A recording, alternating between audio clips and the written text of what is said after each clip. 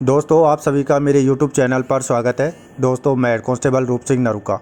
दोस्तों आज का टॉपिक है राजकाज एप्लीकेशन के माध्यम से भरे जाने वाली वार्षिक कार्य मूल्यांकन प्रतिवेदन रिपोर्ट को हायरार्की सेट कैसे करें। आज उसके बारे में हम संपूर्ण चर्चा करेंगे। और साथियों आपसे रिक्वेस्ट है कि आप अभी तक मेरे YouTube चैनल को सब्सक्राइब नहीं किया है तो प्लीज़ सब्सक्राइब करें, लाइक करें, शेयर करें और साथ ही बेल की घंटी को अवश्य प्रेस करें ताकि मेरी जो भी वीडियो अपलोड हो उसकी नोटिफिकेशन आपको मिलती रहे। तो साथियों चलते हैं मेन टॉपिक की ओर। दोस्तों राजकाज एप्लीकेशन को ऑन करने से पहले मैं आज आपसे बात कराऊंगा। श्री राजेश भाटिया, संयुक्त निदेशक एवं प्रभारी अधिकारी राजकाज परियोजना से संबंधित हमारे पास में मौजूद हैं। तो वो आपको कुछ हायरार्की के बारे में बताएंगे, तो आप ध्यानपूर्वक समझें और सुनें। आपको एसीआर भरने से संबंधित साथियों नमस्कार। जो भी मार्गदर्शन है वो मैं अपनी तरफ से आपको देना चाह रहा हूँ, तो आप कृपया जो फॉलो करेंगे तो आपको वो भरने में आसान होगी। प्रक्रिया के बारे में कार्मिक विभाग के आदेश 30 मार्च 2022 की पालना में सभी राज्य के कार्मिकों को अपना वार्षिक कार्य मूल्यांकन प्रतिवेदन ऑनलाइन सबमिट करना है। कार्मिक विभाग के परिपत्र दिनांक 22 अप्रैल 2022 के द्वारा वार्षिक कार्य मूल्यांकन प्रतिवेदन की प्रक्रिया को स्पष्ट किया गया है कि कौन किसके रिपोर्टिंग ऑफिसर होंगे और कौन रिव्यूइंग ऑफिसर होंगे और कौन एक्सेप्टिंग होंगे, और एसीआर शाखा के लोग वो किस तरीके से होंगे। उपरोक्त दोनों परिपत्र आप rajkaज.rajasthan.gov.in हमारा पोर्टल है उसके सर्कुलर सेक्शन में देख सकते हैं। ऑनलाइन एसीआर भरने की प्रक्रिया को अपन दो भागों में समझते हैं। पहला तो वार्षिक कार्य मूल्यांकन प्रतिवेदन को क्रिएट करना, सृजित करना, और दूसरा वार्षिक कार्य मूल्यांकन प्रतिवेदन को भरकर और रिपोर्टिंग ऑफिसर को सबमिट करना। अब ऑनलाइन वार्षिक कार्य मूल्यांकन प्रतिवेदन को स्वयं सृजित करने के लिए कुछ प्री रिक्विजिट हैं, उनको पूर्व अपेक्षाएं बोलते हैं। क्या क्या चीज़ें ज़रूरी हैं दोस्तों, वो आपको थोड़ा नोट कर लेना चाहिए किसी भी एसीआर को क्रिएट करने से पूर्व। किसी भी कार्मिक की एसीआर में प्रतिवेदित को रिपोर्टी बोलते हैं, यानी स्वयं आवेदक जो है उसको प्रतिवेदित बोलते हैं और वो इंग्लिश में उसको रिपोर्टी बोलते हैं। उनका ज़रूरी है होना, और प्रतिवेदक अधिकारी यानी रिपोर्टिंग ऑफिसर का, रिव्यूइंग अफसर यानी समीक्षक अधिकारी, और एक्सेप्टिंग ऑफिसर यानी स्वीकारकर्ता अधिकारी। और इसके साथ साथ प्रत्येक विभाग और कार्यालय के एसीआर शाखा में काम करने वाले जो लोग हैं, तो एसीआर शाखा प्रमुख हो गई उसकी।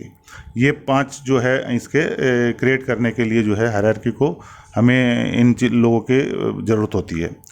और एसीआर शाखा को जो है का अर्थ यहाँ पे जो है हमने उन कार्मिकों से लिया है जो एसीआर शाखा में काम करते हैं। वो एक से अधिक भी हो सकते हैं, उनका ग्रुप बनता है, और उन लोगों को जो वहाँ कार्यरत कार्मिक हैं उनको एसीआर शाखा से लिंक कर दिया जाता है, मैप कर दिया जाता है, जिससे वो जो है वहाँ पे जो कार्य कर सके। तो उनको कुछ विशेषाधिकारी प्राप्त होते हैं राजकाज की ओर से, उनको जो है विशेषाधिकार दिए होते हैं। यदि किसी कार्मिक से कोई हायरार्की बनाने में गलती हो गई, या उसका उसके कोई पर्सनल इन्फॉर्मेशन है, उसके पीआईएस की जो उसमें अगर कोई एम्प्लॉय इन्फॉर्मेशन अगर कोई गलत है, तो वो उसको अपने संस्थापन शाखा या एसीआर सेल को भेजकर वो उसको ठीक करा सकते हैं। लेकिन ये ध्यान रहे वो केवल उसी विभाग को ही जहां उनकी नियुक्तिकर्ता विभाग है उन्हीं को देना होगा उसको अपनी रिक्वेस्ट। वार्षिक कार्य मूल्यांकन प्रतिवेदन का पदानुक्रम बनाने के लिए प्रतिवेदित को जिस वर्ष या अवधि के लिए एसीआर सृजित की जा रही के लिए प्रतिवेदक अधिकारी यानी रिपोर्टिंग ऑफिसर, रिव्यूइंग ऑफिसर और एक्सेप्टिंग ऑफिसर कौन है, ये सही से ज्ञान होना चाहिए। यदि किसी वर्ष के मध्य यानी 3 माह से अधिक की अवधि हो जाती है, तो प्रतिवेदित या प्रतिवेदक अधिकारी का स्थानांतरण यदि कहीं किसी का हो जाता है दोनों में से, तो प्रतिवेदित अधिकारी जो है उसको एक से अधिक अपने वार्षिक कार्य मूल्यांकन क्रिएट करने की ज़रूरत रहेगी 3 माह से अधिक की अवधि के लिए। प्रतिवेदित यदि जिला स्तरीय अधिकारी रहा है, तो प्रतिवेदक अधिकारी यानी रिपोर्टिंग ऑफिसर के द्वारा ग्रेडिंग देने के बाद एसीआर जो है वो टिप्पणी के लिए जिला कलेक्टर के पास भी जाएगी। और पदानुक्रम बनाते समय प्रतिवेदित इस बात का ज़रूर ध्यान रखें। पदानुक्रम बनाने से पूर्व प्रतिवेदित को अपनी व्यक्तिगत जानकारी सावधानीपूर्वक जांच कर लेनी चाहिए, यानी उसका डेजिग्नेशन, उसका जो डिपार्टमेंट है वो, उसका डेट ऑफ बर्थ वगैरह, ये सारी चीज़ें अच्छे से जांच कर लेनी चाहिए ताकि एसीआर सृजित हो जाने के बाद उसको रद्द कराने की नौबत ना रहे। प्रतिवेदित का व्यक्तिगत डेटा गलत हो जाने की स्थिति में प्रतिवेदित को उसके नियुक्तिकर्ता विभाग की संस्थापन शाखा से संपर्क करना चाहिए और उनसे रिक्वेस्ट करके वो सही करवाना चाहिए। इसी प्रकार यदि प्रतिवेदित से कोई पदानुक्रम यानी हायरार्की में गलती हो जाती है बनाने में, तो नियुक्तिकर्ता विभाग के एसीआर शाखा से संपर्क करके एसीआर को कैंसिल करा के उसे पुनः सृजित करानी चाहिए, या वो उसको अपडेट भी कर सकते हैं एसीआर शाखा। इसके अलावा जो है अभी तो अब चलते हैं हम ऑनलाइन प्रैक्टिकल की ओर कि ऑनलाइन पे हम इसको किस प्रकार से व्यक्तिगत कार्मिक है वो हायरार्की अपनी कैसे सेट करेगा, उसके बारे में जानेंगे। तो सबसे पहले व्यक्तिगत कार्मिक अपनी एसएसओ आईडी से लॉगिन होगा। लॉगिन होने के बाद में आप देख पा रहे होंगे इस प्रकार से एक होम स्क्रीन आपके सामने प्रदर्शित होगी, जिसमें आपका राजकाज के नाम से आपको फोल्डर प्रदर्शित हो रहा है। यदि राजकाज का फोल्डर यहाँ प्रदर्शित नहीं होता है, उस कंडीशन में आप क्लियर रिसेंट ऐप पर क्लिक करेंगे। जैसे आपने क्लियर रिसेंट ऐप पर क्लिक किया, आपके सामने सभी यहाँ पर सब मेन्यू प्रदर्शित होंगे, सभी एप्लीकेशन। तो क्विक सर्च या फिल्टर के नाम से जानते हैं हम इसे। इसके अंदर हम RAJ टाइप करेंगे। RAJ टाइप करने के बाद में RAJ से संबंधित सभी एप्लीकेशन हमारे सामने प्रदर्शित होती हैं, जिसमें राजकाज पर हम क्लिक करेंगे। जैसे ही राजकाज पे क्लिक किया, राजकाज का होम पेज आपके सामने प्रदर्शित होगा। लेफ्ट साइड के अंदर आपको कुछ सब टैब दिए गए हैं, जिसमें आप नीचे स्क्रॉल करें और एम्प्लॉई सेक्शन में जाएँ। एम्प्लॉई कॉर्नर में एम्प्लॉई कॉर्नर वाले टैब पर आपको क्लिक करना है। क्लिक करने के स्क्रॉल करें, उसके बाद में PAR के नाम से एक आपको टैब दिखाई दे रहा है, आप इस पर क्लिक करें। यहाँ क्लिक करने के बाद में आपके सामने PAR का मॉड्यूल यहाँ प्रदर्शित होता है, जिसमें फाइनेंशियल ईयर, इस फाइनेंशियल ईयर के अंदर आप किस वर्ष की आप APA भरने जा रहे हैं ACR, उस वर्ष को, वित्तीय वर्ष को आप सेलेक्ट करें। तो मैं यहाँ पर 21-22 की ACR को भरने जा रहा हूँ, तो 21-22 को सेलेक्ट किया। उसके बाद सर्च पर क्लिक करेंगे। क्लिक करने के बाद में नीचे आप आएँ, नेम वाले ऑफिस रेडियो बटन पर आप चेक मार्क करें और क्रिएट न्यू हायरार्की पर क्लिक करें। जैसे आप क्लिक करेंगे, आपके सामने फर्स्ट ऊपर जो बॉक्स है, इस बॉक्स में आपकी व्यक्तिगत जानकारी होगी। व्यक्तिगत जानकारी को आप भलीभांति चेक कर लें। यदि किसी प्रकार की त्रुटि है तो अपने फोर्स क्लर्क से आप संपर्क करके और इस त्रुटि को ठीक करवा सकते हैं। तो होम डिस्ट्रिक्ट इसमें राजस्थान है, इनका होम डिस्ट्रिक्ट यहाँ पर ब्लैंक आ रहा है, तो मैं यहाँ पर उनका सेलेक्ट कर लेता हूँ डिस्ट्रिक्ट। उसके बाद में नीचे आप ध्यान दें, 1 अप्रैल 2021 एंड डेट है 31 मार्च 2022। नीचे टोटल डेज यहाँ पर नज़र आ रहा है 365 डेज। नीचे स्क्रॉल करें आप, यहाँ पर आपका नाम, आपका पद और एम्प्लॉय आईडी प्रदर्शित होगी। नीचे है रिपोर्टिंग अथॉरिटी, रिवेन्यूइंग अथॉरिटी, एक्सेप्टिंग और मार्क टू अथॉरिटी। यदि ये डिपार्टमेंट किसी का अगर गलत आता है या डेजिग्नेशन गलत आता है, तो ये सर्च बटन यहाँ पे डिपार्टमेंट को ठीक करने के लिए दिया हुआ है। उससे आप ऑल राजस्थान में जाके जो है इसको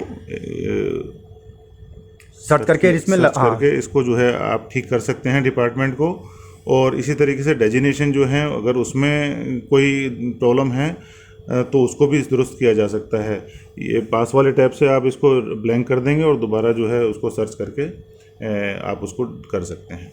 अभी इसमें जो है ऊपर एक चेक बॉक्स आ रहा है, जिसमें इज़ डिस्ट्रिक्ट लेवल ऑफिसर आ रहा है। ये जो है इसमें यदि हम चेक कर दें, यदि कोई डिस्ट्रिक्ट लेवल ऑफिसर है तो इसमें चेक पे हम चेक बॉक्स में हम चेक करेंगे, अदरवाइज इसको अनचेक्ड रहने देंगे। अब इसमें रिपोर्टिंग ऑफिसर कौन है, इसके लिए DOP की गाइडलाइंस जो हैं वो बिल्कुल क्लियर हैं। तो इसका आपको पूर्व ज्ञान होना चाहिए कि आपके किस अवधि में कौन रिपोर्टिंग ऑफिसर रहे हैं, तो उनको यहाँ से आप सर्च कर सकते हैं। यदि जो है समयावधि 90 दिन और इसकी 90 दिन की समयावधि से अधिक के लिए जो है कोई आपके रिपोर्टिंग ऑफिसर रहे हैं, तो आप जो है कि उसमें जैसे ही रिपोर्टिंग अथॉरिटी के सामने वाले सर्च पे अपन क्लिक करते हैं तो एक पॉपअप विंडो आ जाती है। इसमें ऑल में जाएंगे, आप कुछ ऑप्शंस लेंगे। अगर आपके पास रिपोर्टिंग अधिकारी का SSO एम्प्लॉय आईडी है तो आप उसको डाल सकते हैं इसमें, अदरवाइज़ आप नाम और डेजिग्नेशन डाल के फिर सर्च करेंगे। यहाँ हमारे पास जो है एक रिपोर्टिंग अधिकारी जो हैं उनके SSO आईडी हैं, एम्प्लॉय आईडी, तो उससे हम सर्च कर रहे हैं। यहाँ रेडियो बटन पे सेलेक्ट करेंगे और नीचे जो है इसको ऐड जो है ऐड टू प्रीफर्ड लिस्ट में अपन इसको ऐड कर देंगे। सिमिलरली जो है रिपोर्टिंग अधिकारी के लिए, अब दूसरा रिव्यूइंग अधिकारी के लिए भी जो है हम उनका SSO ID डाल के, तो यदि आपको SSO ID मिल जाए रिपोर्टिंग और रिव्यूइंग और एक्सेप्टिंग के, तो उससे बढ़िया तो कोई बात ही नहीं है। अदरवाइज आपको नाम से खोजना पड़ेगा। इनको भी प्रीफर्ड लिस्ट में डाल दिया सर्च करके, और थर्ड जो है वो एक्सेप्टिंग है।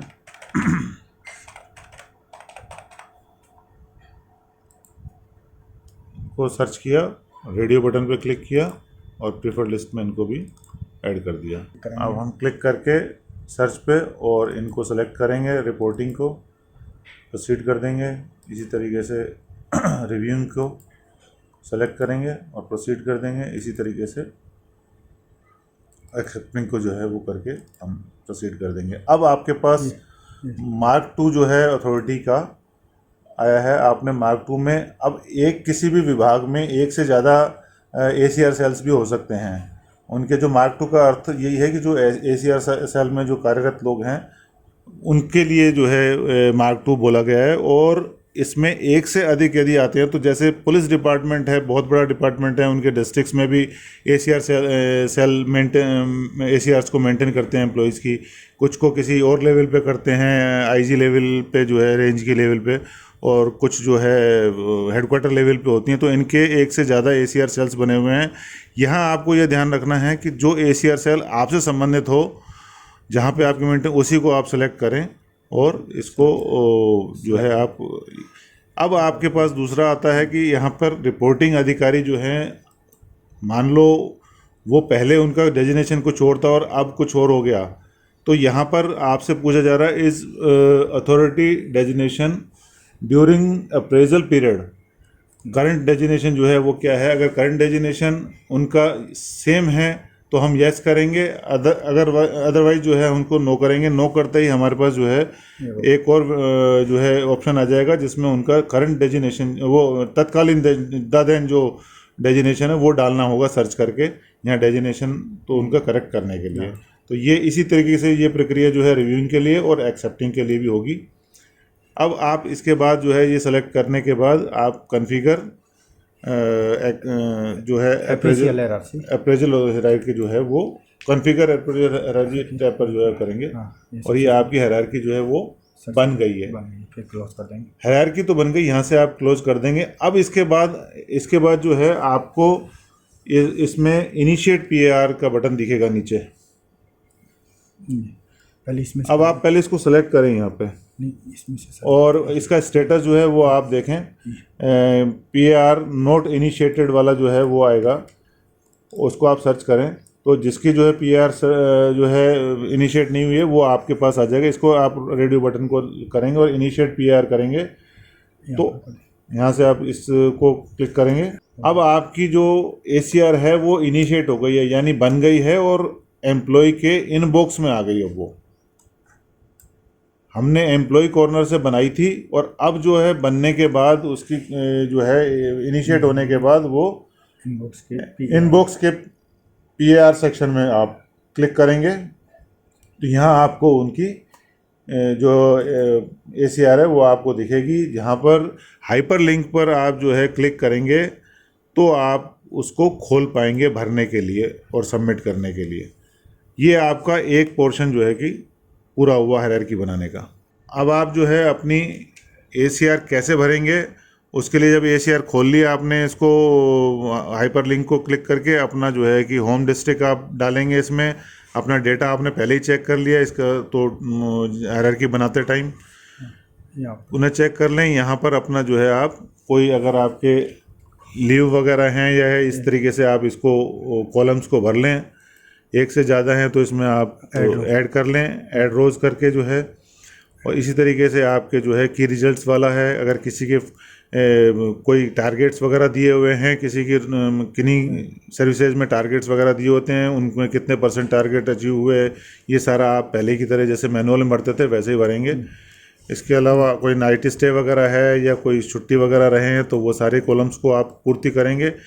इसमें 50 साल से यदि ज़्यादा की उम्र के लोग हैं तो उन्हें अपना मेडिकल चेकअप करा लेना चाहिए। यस पे क्लिक तो उसमें अगर किया हुआ है तो यस पर क्लिक करके आप उनके डेट ऑफ सर्टिफिकेट जो है उसको आप अपलोड भी कर सकते हैं अटैच फाइल करके। इसके बाद आपका नीचे जो है ये आएगा 150 वर्ड्स में आपको अपना जो है अप्रेजल जो है आपने जो काम किए हैं वो आपको लिखना चाहिए। यहाँ पर आपको ये सजेस्ट किया जाता है, सलाह दी जाती है कि आपने जो भी काम किए हैं जो आपके 150 वर्ड तक के हैं वो आप पहले से ही यूनिकोड में या मंगल कोड में कहीं अपने वर्ड वगैरह में टाइप करके रखें और वहाँ से सीधा जो है अपने कॉपी करें और यहाँ पेस्ट कर दें, जिससे जो है जैसे यहाँ पर पहले से ही कार्मिक के लिए जो है वो जो भी काम किए हुए वो पहले से ही यूनिकोड में डाले हुए हैं, तो पेस्ट कर दिए हैं यहाँ पे आपके सामने। यहाँ करके आप इसको पहले सेव कर दो और उसके बाद जो है ई साइन जो है उसके बाद आप ई साइन वाले बटन को क्लिक करेंगे तो आपसे ये एक बार वापस से कंफर्मेशन पूछेगा। आप उसको प्रोसीड के लिए यस करेंगे पॉपअप से तो आपके पास पीडीएफ खुल जाएगी। आप एक बार पुनः इसको चेक कर लें, क्योंकि ई साइन करने के बाद आप इसमें चेंज नहीं कर पाएंगे, कुछ भी सबमिट हो जाएगी ये, इसलिए आप एक बार चेक कर लें। अब इसके बाद आपको ई साइन करने हैं। ई साइन के लिए आपको अपना आधार कार्ड, आधार नंबर जो है वो आप ज़रूर जो भी आपके मोबाइल से कनेक्टेड हो उसको करना चाहिए। आप इसको क्लिक करेंगे, यहाँ पर ऑप्शन को सेलेक्ट करके यहाँ अपना आधार नंबर डालेंगे। आधार नंबर जो है वो इस तरीके से डाल रहे हैं कार्मिक के लिए।